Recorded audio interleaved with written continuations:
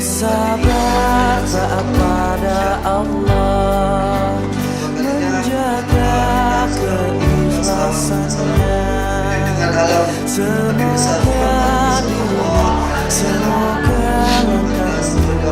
diiringi oleh rahmatnya setiap nafasmu seluruh hidupmu.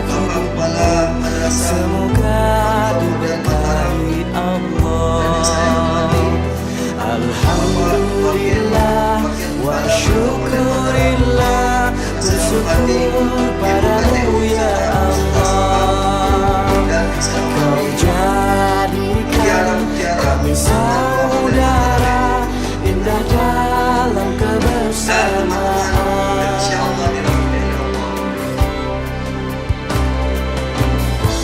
Bismillahirrahmanirrahim. Nahmaduhu wa nasta'inuhu wa nastaghfiruh. Wa na'udzu billahi min shururi anfusina wa min sayyi'ati a'malina. Man yahdihillahu fala mudilla lahu wa man yudlil fala hadiya lahu. Asyhadu an la ilaha illallah wa asyhadu anna Muhammadar Rasulullah. Faqad qala ta'ala fil Qur'anil Karim. A'udzu billahi minasy syaithanir rajim. Bismillahirrahmanirrahim. Setiap nafasmu seluruh semoga diberkahi Allah.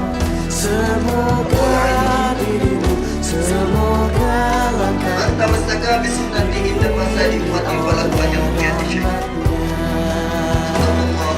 alhamdulillah wa syukurillah, bersyukur padamu. Hadirin dimulakan Allah SWT. Sesungguhnya Allah SWT menciptakan makhluk yang khusus untuk taat, yang tidak ada maksiatnya kepada Allah SWT, yaitu malaikat. Malaikat ini diciptakan oleh Allah SWT yang khusus untuk taat dan tidak berbuat dosa kepada Allah sedikit. Dan Allah SWT menciptakan makhluk yang khusus untuk maksiat, yaitu iblis ciptaan. Dan Allah SWT menciptakan makhluk yang bisa taat dan bersahabat bertanya. Maka Rasulullah SAW menjawab, lebih mulia aku, kata Rasulullah SAW, karena keropaku, debu yang pernah menempel di kakiku telah menginjak arsy Allah ketika aku dijenguk. Ditanya lagi, wahai Rasulullah, mana lebih mulia engkau atau surga? Maka Rasulullah SAW berkata, lebih mulia aku, karena surga itu diciptakan untuk aku. Haram punya umat atau nabi-nabi yang lain masuk sebelum aku yang masuk. Dan ditanya lagi, wahai Rasulullah, mana lebih mulia engkau atau agama? Maka Rasulullah menjawab, lebih mulia agama, karena aku diutus di dunia ini untuk perkara agama. Semua seluruh para nabi Anbiya alaihissalam diutus untuk perkara agama. Maka di dunia ini diciptakan oleh Allah untuk perkara agama juga. Manusia diciptakan, jin diciptakan semua untuk perkara agama. Bagaimana kita untuk taat pada Allah. Akhirat juga diciptakan oleh Allah untuk perkara agama, untuk membalas orang-orang yang melaksanakan perintahnya Allah dan melanggar perintahnya Allah. Orang yang taat, orang yang takwa dibalas dengan surga. Nah, dalam firman-Nya hari ini saya berbicara tentang surga, kenikmatan-kenikmatan di dalam surga. Surga adalah satu tempat yang sangat nikmat, sangat nikmat. Hingga diriwayatkan ada seorang hamba yang makan di dalam surga yang makan pisang. Dia makan satu gigitan lezat, diinjak tambah, itulah lebih kelezatan. Maka dari itu pada malaikat, wahai Allah, masih banyak buah-buahan yang lain. Oh, ini saya apa namanya, ngerasa Pak licin, saya baru ini, saya baru ini. Maka dibilang malaikat itu, Oh, coba kau lihat ada belakang. Maka tumpukan daripada kulitnya itu seperti gunung Uhud. Jadi dia bayangkan seperti gunung Uhud atau Manduani full sama apa? Kulit pisang. Itu saking nikmatnya di dalam surga hadirin. Kalau di dunia 2 saat kita makan pisang, insya Allah ya. Dan insya Allah bosan ya. Tapi kenikmatan di dalam surga itu jauh lebih nikmat. Hingga dikatakan seorang istri dan suami bicara itu paling sedikit 40 tahun. Paling sedikit, tidak terasa saking nikmatnya seorang istri dan suami bercanda. Ngomong-ngomong 40 tahun di dunia itu jangan 40 tahun 1 jam. Ayo, pantat kita dulu. Benar apa benar? Oh, salah. Ya, itulah kenikmatan surga hadirin melakukan Subhanahu wa ta'ala. Di surga itu yang laki semakin hari semakin ganteng, semakin hari semakin nikmat dan nikmat. Yang perempuan semakin hari semakin cantik dan cantik. Hingga ada namanya di surga itu besok di hari Jumat, Yaumul Mazid, ditambahkan kenikmatan. Seluruh penghuni surga itu datang satu pasar. Dia akan melihat sesuatu yang tidak pernah lihat oleh matanya. Dia akan mendengar sesuatu yang tidak pernah didengar oleh telinganya. Dia dikatakan oleh Nabi SAW, ada satu tempat, satu ruangan, di sana gambarnya isinya gambar-gambar orang yang cantik dan ganteng. Di sana kalau terlintas di dalam hati kita, di dalam kita itu, saya pengen seperti itu, maka langsung wajah kalian itu berubah. Seperti ini penghuni surga hadirin. Ini adalah kenikmatan di dalam surga. Untuk yang laki ini akan mendapat, apalagi kita masih muda, akan mendapatkan bidadari yang cantik jelita. Kalau bidadari ini pakai baju 7 lapis baju dia pakai, masih kelihatan dalamnya itu.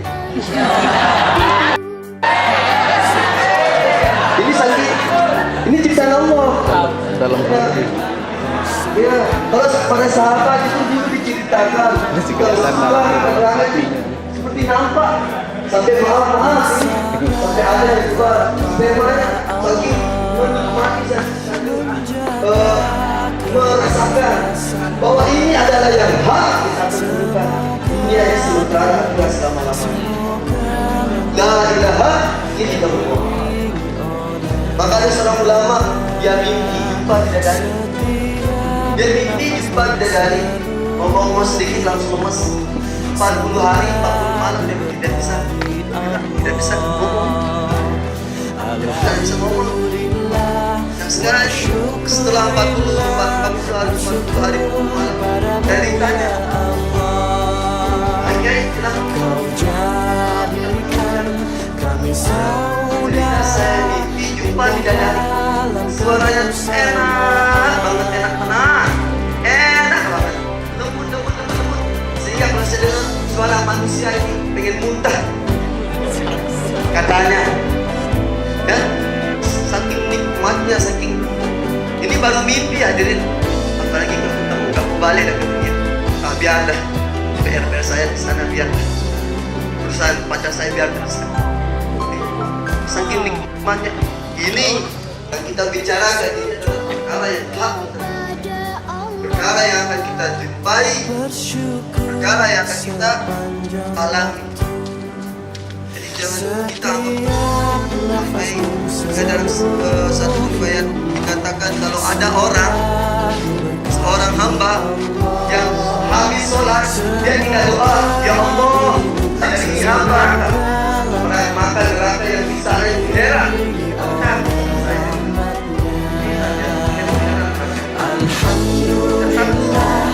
Wa syukurillah. Kalau ada orang yang habis sholat, ya Allah, masukkan hamba ke dalam surga, maka surga yang di sana heran, gak mau masuk sama saya. Ini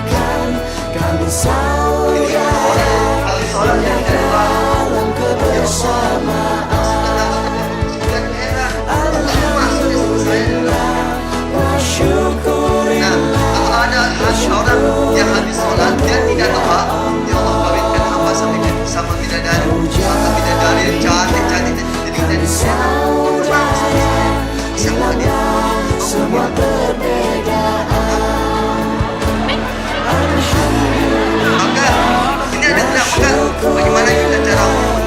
ini semua tentunya dengan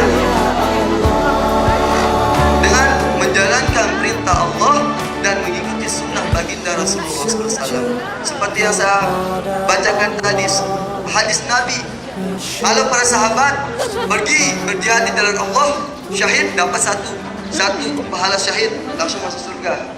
Namun hadirin yang dimuliakan Allah SWT, umat ini diberikan begitu banyak pilihan. Man tamassaka bi sunnati inna fasani mati pada ajar dunia.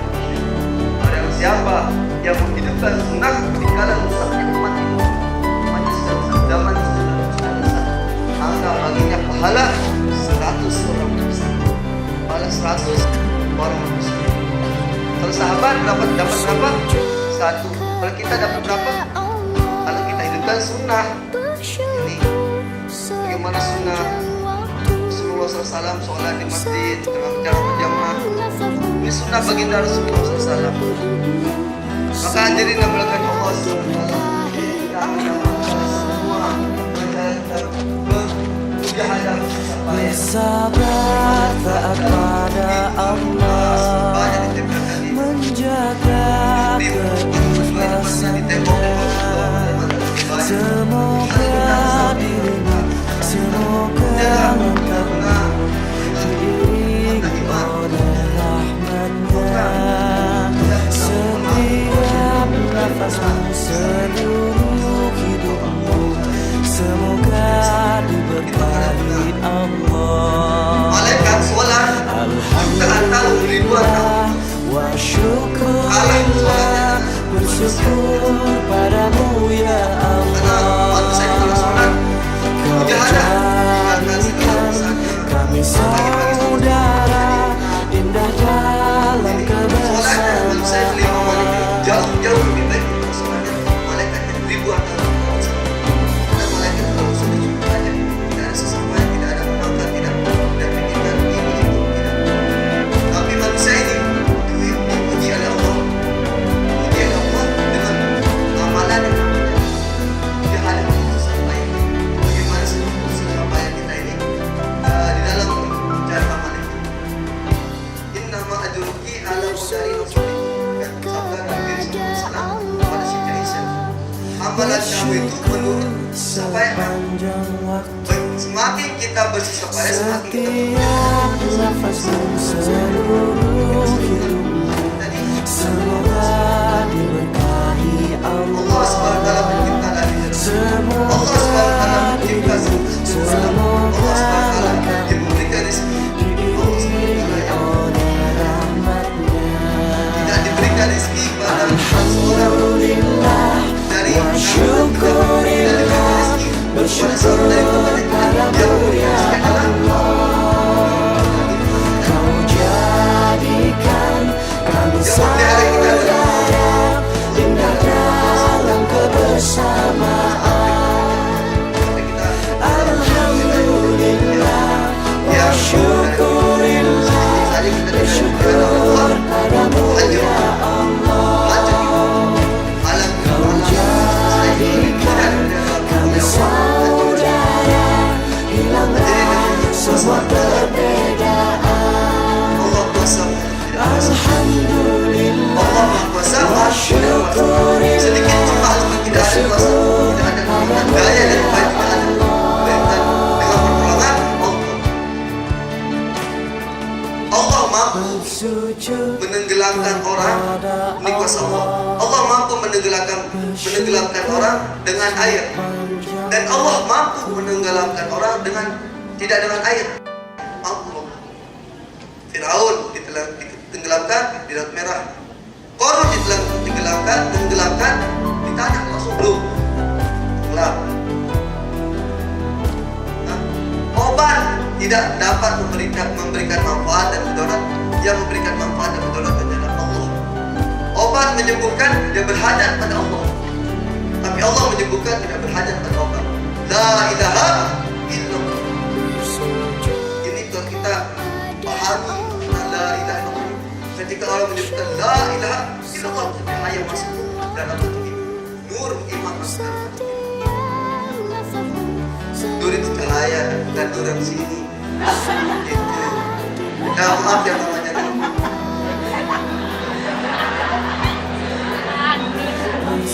Ya, ada yang melakukan Allah SWT. Nurwati Rasulullah SAW bersusah payah memperjuangkan agama, bersusah payah memperjuangkan agama untuk umatnya. Maka bagaimana sekarang kita ini? Kita tidak ada perang sekarang, tapi bagaimana kita perang melawan hawa nafsu kita? Hawa nafsu kita ini jika semua yang kita lakukan ini jangan dengan kehendak hawa nafsu kita, hati kita yang mencari ridho dan ikhlas, ridho dan ridho Allah. Mungkin jadi Allah SWT ini saja yang bisa saya sampaikan. Sebenarnya hari ini ada dramatisasinya, ya, karena ini sebenarnya supaya tidak mohon pada balik kelas saya, mohon diajarin. Sebenarnya ada dramatisasinya. Dramatisasi menunjukkan orang kaya yang maki-maki orang miskin, dan akhirnya datang seorang yang menyampaikan, yang mengingatkan, karena azakir inna dzikra tanfa'ul mu'minin. Sesungguhnya peringatan itu sangat bermanfaat bagi orang beriman. Tapi mungkin minggu-minggu yang akan datang akan ada lagi yang bisa mewujudkan ceramah yang ada dramatisasinya.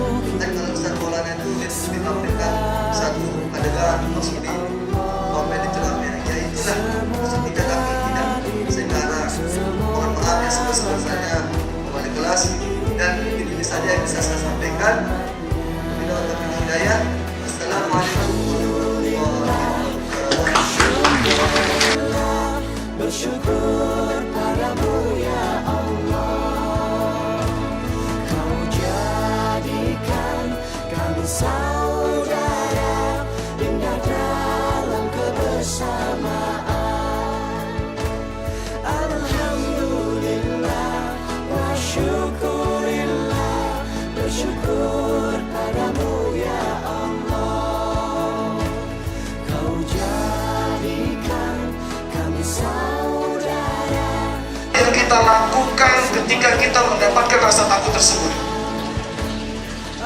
karena disitulah Allah ingin menguji benarkah kita semua mencintai Allah dalam hal melaksanakan semua ritualisme ibadah. Ketika takut itu menjalar ke tubuh kita, Allah nilai kita. Apakah kita semakin dekat dengan Allah atau semakin jauh dengan Allah? Fakta yang terjadi sebagian besar dari kita, ketika rasa takut menyelimuti diri kita, kita semakin jauh dengan Allah. Sudah takut tidak bisa menjawab soal ujian, bukannya belajar malahan SMS-an, iya kan? Iya. Sudah takut kita tidak naik kelas, bukannya berusaha belajar dan berdoa supaya bisa naik kelas, justru malahan menghindar dari pelajaran. Allah lihat. Kita takut rasanya ditinggali seseorang yang kita sukai, bukannya kita mendekatkan kepada Allah dengan sholat 2 rakaat dan mengadu kepadanya, malahan kita sibuk membuka Facebook dan menceritakan masalah kita di akun Facebook. Tanpa sadar kita membuka lagi ayat kita. Allah lihat kita ketika rasa takut berada di dalam tubuh kita, apa yang kita lakukan? Semakin dekat dengan Allah kah, atau semakin jauh kita dengan Allah? Sayangnya lagi-lagi ini sebagian besar dari kita makin jauh dari Allah. Bukannya kita menghadap dan melaporkan setiap permasalahan kita kepada Allah, tapi kita justru melaporkan sesama manusia yang tanpa kita sadari kita sudah membuka aib kita sendiri dan aib keluarga kita. Contoh kecil saja, yang biasanya kelas 12 yang sudah mengalami masa pubertas, yang merasa galau akibat hubungan asmara yang terjadi. kalian tulis di Facebook lagi galau nih, ya, ditimpali sama temennya. Kenapa? Saya udah putus sama pacar saya.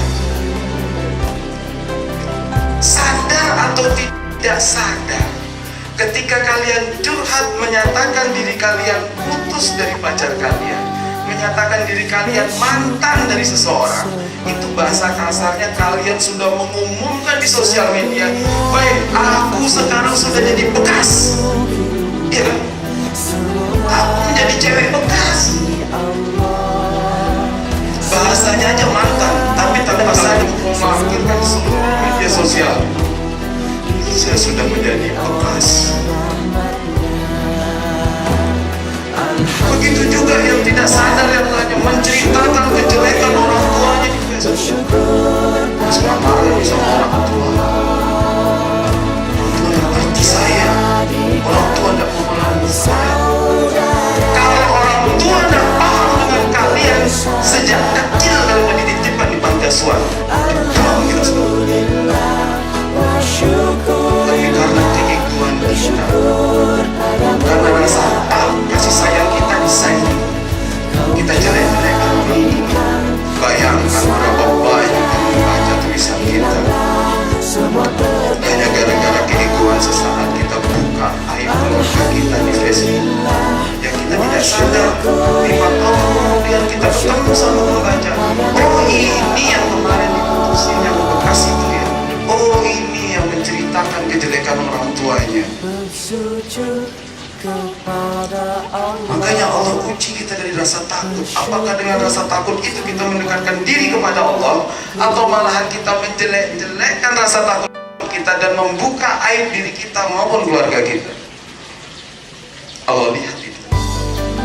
Padahal dengan sebuah keyakinan, apapun masalah yang kita hadapi, sebagai renungan muhasabah kita bersama, yakinilah apapun masalah yang kita hadapi, semuanya pasti bisa kita lakukan, karena semua itu merupakan bentuk ujian dari Allah.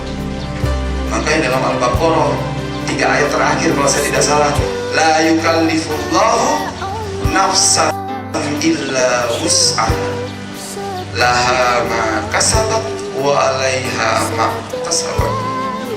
Ketahuilah, apapun yang masalah yang kamu terima, sesungguhnya masalah itu Allah tahu kita bisa menyelesaikannya. Kita bisa menyelesaikannya. Tidak mungkin tidak. Tidak mungkin Allah salah meletakkan masalah di antara kita. Tidak mungkin. Karena Allah ingin melihat ketika kita dihadapkan pada persoalan, ketika kita dihadapkan pada sebuah masalah, apa yang kita lakukan. Kalau memang kita mencintai Allah, rasa takut kita terhadap suatu masalah, Allah lihat apakah kita semakin jauh dengan Allah atau semakin dekat dengan Allah. Makanya rasa cinta merupakan dasar pertama dari sebuah ibadah. Tapi rasa cinta tidak serta-merta begitu saja Allah berjalan. Allah menguji. Pertama dari rasa takut. Walau nabluwan bisa khauf. Yang kedua apa? Lapar. Berapa banyak di antara kita ketika mengalami kelaparan, apa yang kita lakukan? Berani berbohong untuk mengenyangkan perut, atau tetap istiqomah berada ibadah di jalan? Allah lihat itu. Berapa banyak orang-orang yang memiliki kelaparan di sekitar kita, mungkin diri kita sendiri. Ketika rasa lapar sudah berada di dalam perut dan sudah sampai kepada puncak ubun-ubun kepala kita, mampukah kita tetap menjaga keimanan kita? Atau kita gadaikan? Yang terjadi pada saat ini, khususnya di lingkungan madrasah kita, dan sudah menjadi fenomena, ketika rasa lapar berada di pikiran kita, sebagian besar dari kita rela. Makanya jangan contoh, berapa banyak di antara ketika guru mengajar di depan kelas, kalian izinnya bukan?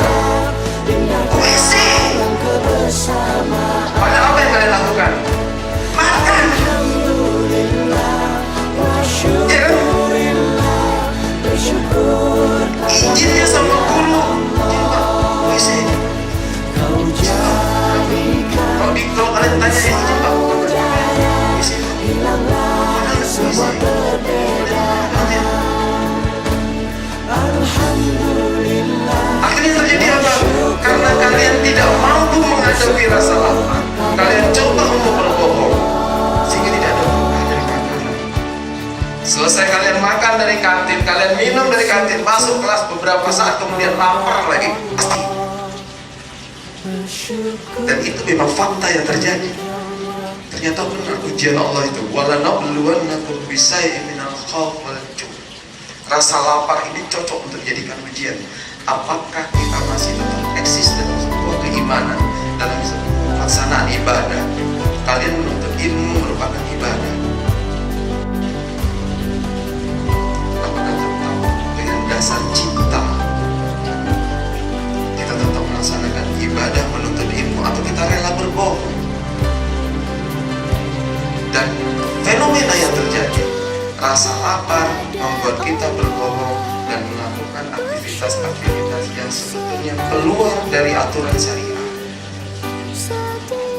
sehingga berdampak apapun yang masuk dalam perut kita, apapun yang masuk dalam tenggorokan kita, tidak memiliki dampak menyenangkan.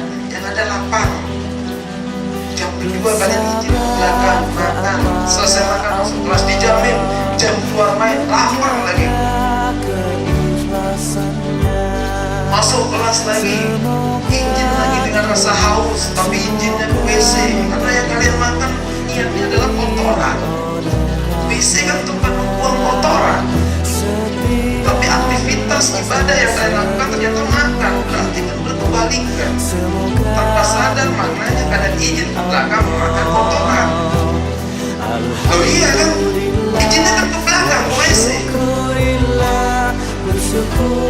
Tapi fakta yang terjadi ketika izin ke belakang, kalian makan, makanya tidak kenyang-kenyang.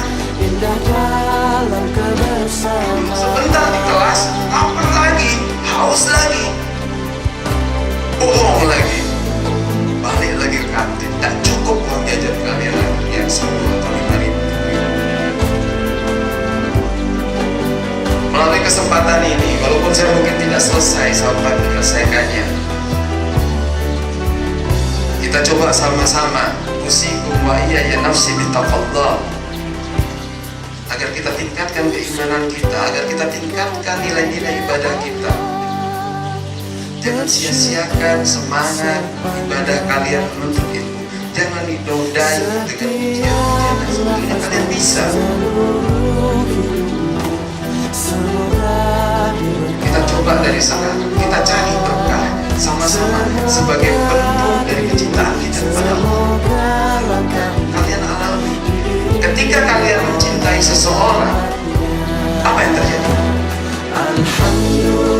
Apa yang kalian minta bersyukurillah, ya kan? Kita jangan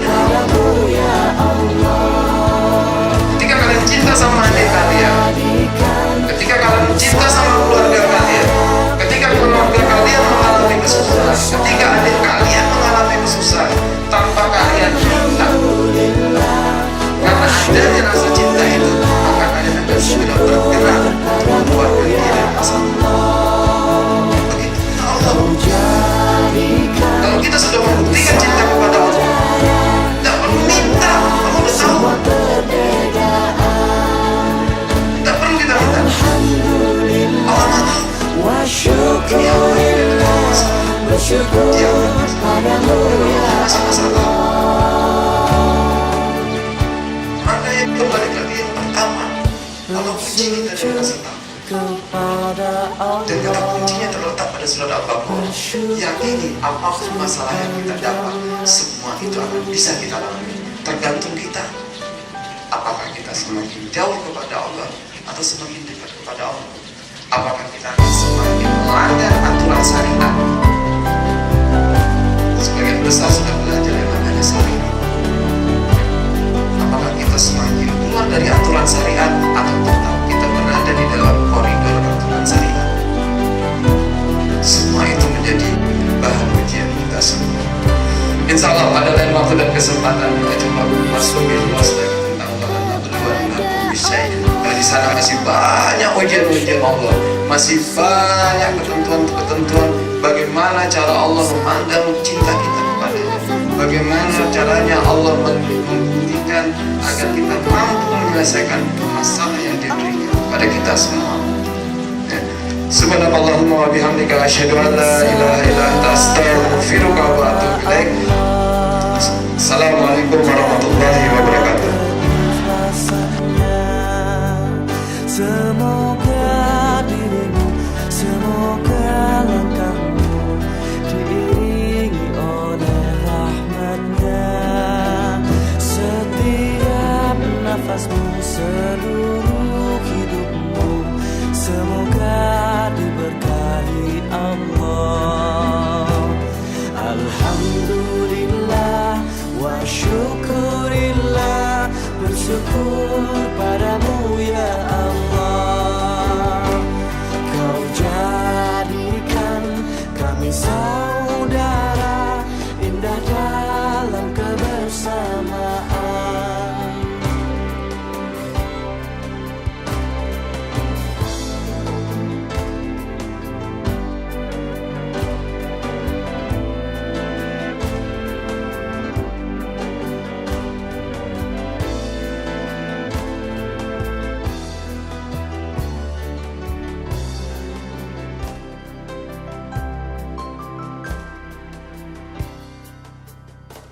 Bersujud kepada Allah, Bersyukur sepanjang waktu, setiap nafasmu, seluruh hidup.